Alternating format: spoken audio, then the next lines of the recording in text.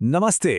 आज हम बात करने वाले हैं एक ऐसी जबरदस्त क्रांति के बारे में जो भारत में प्रॉपर्टी खरीदने और बेचने के तरीके को शायद हमेशा के लिए बदल देगी।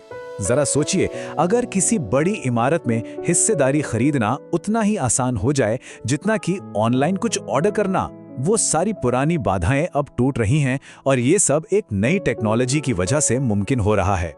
देखिए, अब तक होता यह था कि बढ़िया रियल एस्टेट में पैसा लगाना कुछ गिने चुने अमीर लोगों का ही खेल था।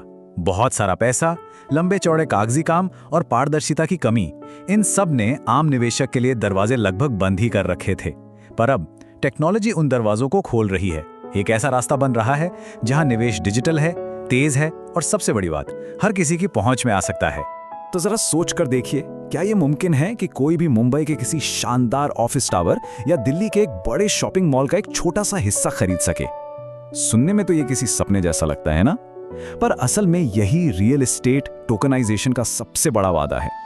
तो चलिए समझते हैं कि आखिर ये सब होता कैसे है। तो आखिर ये टोकनाइजेशन काम कैसे करता है? देखिए, ये कोई जादू टोना नहीं है, बल्कि ये एक पूरी तरह से सोचा समझा तकनीकी प्रोसेस है जो हमारी फिजिकल प्रॉपर्टी को डिजिटल दुनिया से जोड़ता है। इसे बिल्कुल सिंपल तरीके से समझते हैं। टोकनाइजेशन का मतलब है किसी पूरी बिल्डिंग की ओनरशिप को स्टॉक मार्केट के शेयर्स की तरह छोटे छोटे डिजिटल टुकड़ों में बांट देना। हर एक टुकड़े को टोकन कहते हैं और किसके पास कितने टोकन हैं इसका पूरा हिसाब किताब ब्लॉकचेन पर रखा जाता है, जो एक ऐसा डिजिटल खाता है जिसे कोई हैक या बदल नहीं सकता। और ये पूरा प्रोसेस बहुत ही सावधानी से किया जाता है। सबसे पहले प्रॉपर्टी को एक कानूनी सेफ्टी बॉक्स में रखा जाता है, जिसे स्पेशल पर्पस व्हीकल यानी एसपीवी कहते हैं।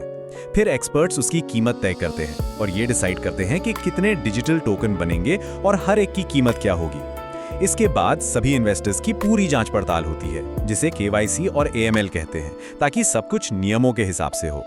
फिर ये डिजिटल टोकन बनाए जाते हैं और बाद में इन्वेस्टर्स इन्हें रेगुलेटेड प्लेटफॉर्म्स पर खरीद बेच भी सकते हैं, बिल्कुल वैसे ही जैसे आप शेयर मार्केट में शेयर खरीदते बेचते हैं। और अब आता है इस पूरे सिस्टम का असली मैजिक, स्मार्ट कॉन्ट्रैक्ट्स। ये एक तरह से ऑटोमेटिक प्रॉपर्टी मैनेजर हैं जो ब्लॉकचेन पर काम करते हैं। मतलब किसी बिचौलिए की जरूरत ही नहीं। प्रॉपर्टी से जो भी किराया आता है, ये उसे सभी टोकन होल्डर्स में उनके हिस्से के हिसाब से अपने आप बांट देते हैं। इतना ही नहीं, प्रॉपर्टी से जुड़े बड़े फैसलों पर वोटिंग भी इन्हीं के जरिए पूरी पारदर्शिता से होती है। ठीक है, तो ये काम कैसे करता है ये तो समझ आ गया, पर सवाल ये है कि भारत के लिए ये इतनी बड़ी बात क्यों है? क्यों पूरी दुनिया की नजरें आज इंडिया पर टिकी हैं? चलिए देखते हैं कि भारत इस क्रांति का सेंटर बनने के लिए कितना तैयार है। सबसे पहले तो बस आंकड़ों पर एक नजर डालते हैं।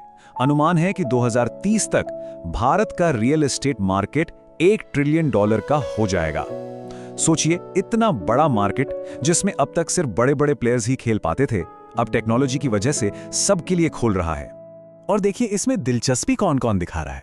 एक तरफ है हमारे जैसे युवा टेक सेवी लोग जो 5 या 10 हजार रुपए से भी किसी प्रीमियम प्रॉपर्टी में हिस्सेदार बनना चाहते हैं। दूसरी तरफ है वो भारतीय जो विदेश में रहते हैं, यानी एनआरआईज, जो अब बिना किसी झंझट के अपने देश में इन्वेस्ट कर सकते हैं।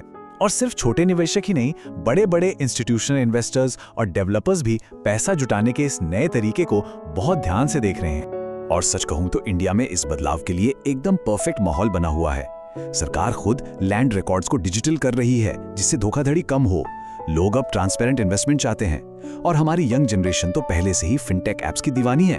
और सबसे बड़ी बात, सरकार भी इसमें पीछे नहीं है। GIFT सिटी जैसे रेगुलेटरी सैंडबॉक्स के जरिए वो खुद इस इनोवेशन को सेफ तरीके से आगे बढ़ाने का रास्ता बना रही है। लेकिन रुकिए, ऐसा नहीं है कि सब कुछ एकदम आसान है। हर नई टेक्नोलॉजी की तरह इसमें भी अपने चैलेंज हैं, अपने रिस्क हैं। पर अच्छी बात यह है कि इन चुनौतियों के हल भी साथ साथ तलाशे जा रहे हैं। तो सबसे बड़े चैलेंज क्या हैं? पहला, नियमों का क्लियर न होना। इसका जवाब है गिफ्ट सिटी का रेगुलेटरी सैंडबॉक्स, जहां इसे टेस्ट किया जा रहा है। दूसरा, टेक्नोलॉजी में कोई गड़बड़ हो जाए तो इसके लिए होते हैं थर्ड पार्टी ऑडिट, जो कोड को अच्छी तरह से चेक करते हैं। फिर एक सवाल आता है लिक्विडिटी का, मतलब अगर टोकन बेचना हो तो खरीदार मिलेंगे? इसका हल है रेगुलेटेड सेकेंडरी मार्केट। और सबसे जरूरी, ये पक्का करना कि डिजिटल टोकन का कानूनी कनेक्शन असल प्रॉपर्टी से मजबूत हो, जिसके लिए एसपीवी और ट्रस्ट जैसी कानूनी संरचनाएं बहुत जरूरी हैं।